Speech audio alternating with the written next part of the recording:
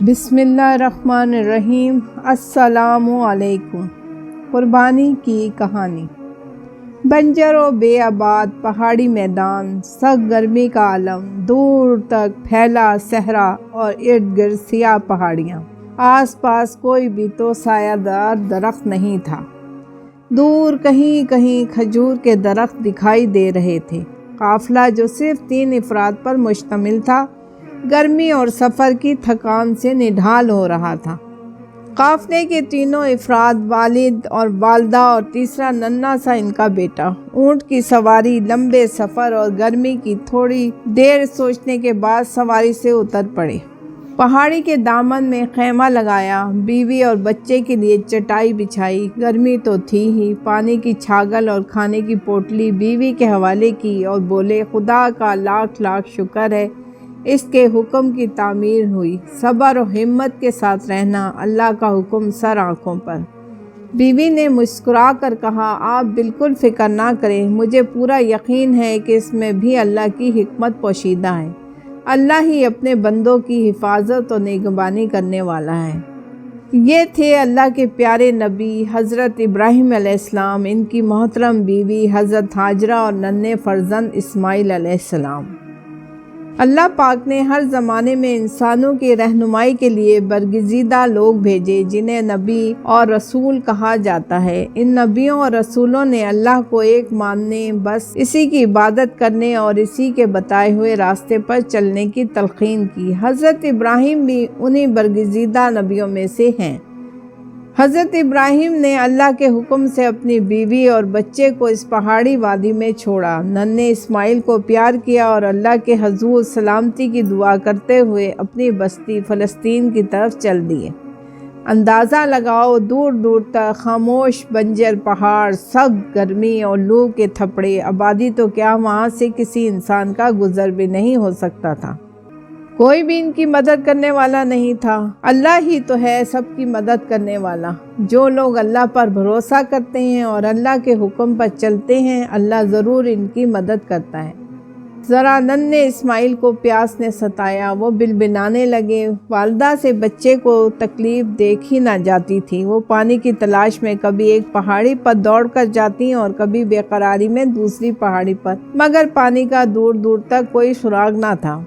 आखिर कई चक्कर लगाकर मायूस होकर लौटी तो क्या देखती हैं कि नन्हे इस्माइल जिस जगह पर बिलक बिलक कर पाँव की एड़ियाँ मार रहे थे, वहाँ से पानी का चश्मा फूट निकला। यह अल्लाह का फजलो करम ही था। आज इसी चश्मे के पानी को आबे ज़मज़म कहते हैं।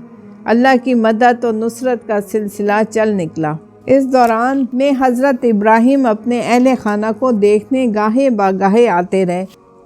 नन्हे इस्माइल ज़रा बड़े हुए तो एक रोज़ बाप ने कहा, बेटे, मैंने रात को एक ख्वाब देखा है कि मैं अपनी सबसे कीमती चीज़ यानी तुम्हें अल्लाह के नाम पर ज़िबा कर रहा हूँ। इस्माइल अलैहिस्सलाम, जिनकी तरबियत हज़रत इब्राहीम अलैहिस्सलाम और हज़रत हाजरा ऐसे बरगज़ीदा माँ बाप की गोद में हुई थी, जान गए कि अल्लाह का हुक्म यही है। फ़ौरन बोले, अब्बा जान, अल्लाह की तरफ से आपको जो हुक्म दिया जा रहा है इसे पूरा कीजिए। आप इंशाअल्लाह मुझे सब्र करने वालों में से पाएंगे। बुजुर्ग बाप ने सादतमंद बेटे की ये बात सुनी तो अल्लाह का शुक्र बजा लाए। बेटे की कुर्बानी से बढ़कर बड़ी कुर्बानी और क्या हो सकती है। मगर बच्चों, अल्लाह पाक खुद ब खुद अपने बंदों को तकलीफ़ों में नहीं डालते। आजमाइशें हमेशा बड़ी नेमतों और इनामात का ज़रिया बनती हैं। आखिर वो दिन भी आ गया जब बाप ने पहाड़ के दामन में बेटे को अल्लाह के नाम पर कुर्बान करने के लिए लिटाया। बाप के सब्र और बेटे की सादतमंदी पर अल्लाह की रहमत झूम उठी।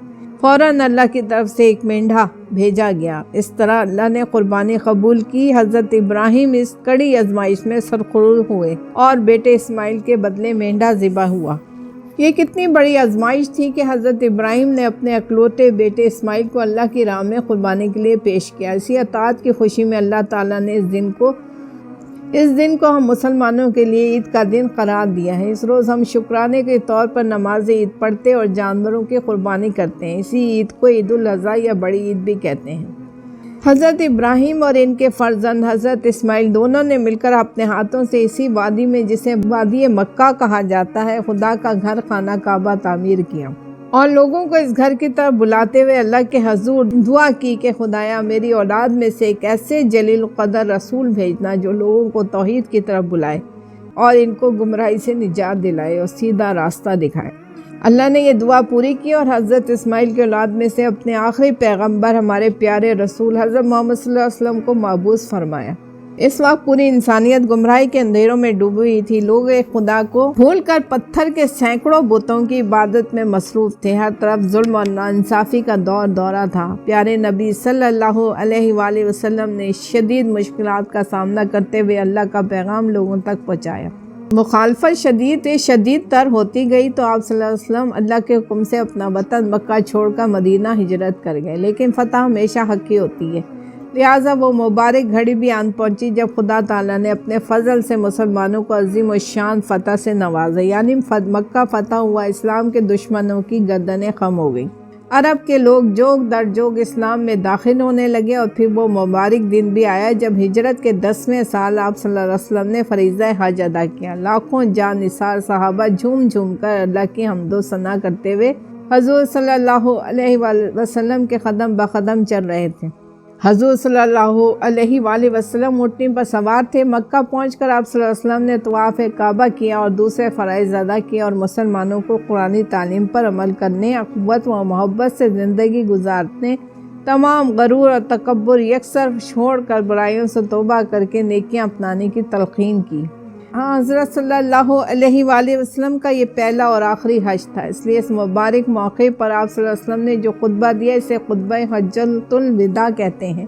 بعد میں سنت ابراہیمی کے عین مطابق پیارے نبی اور آپ صلی اللہ علیہ وسلم کے تمام جان نثار صحابہ نے جانوروں کی قربانی دی۔ آج ہم بھی تمام مسلمان بشرطے کہ مالی طور پر اس کی طاقت رکھتے اور اللہ کے حکم اور اپنے پیارے رسول حضرت محمد صلی اللہ علیہ وآلہ وسلم کے نقش قدم پر چلتے ہوئے جانوروں کی قربانی کرتے ہیں۔ جزاک اللہ۔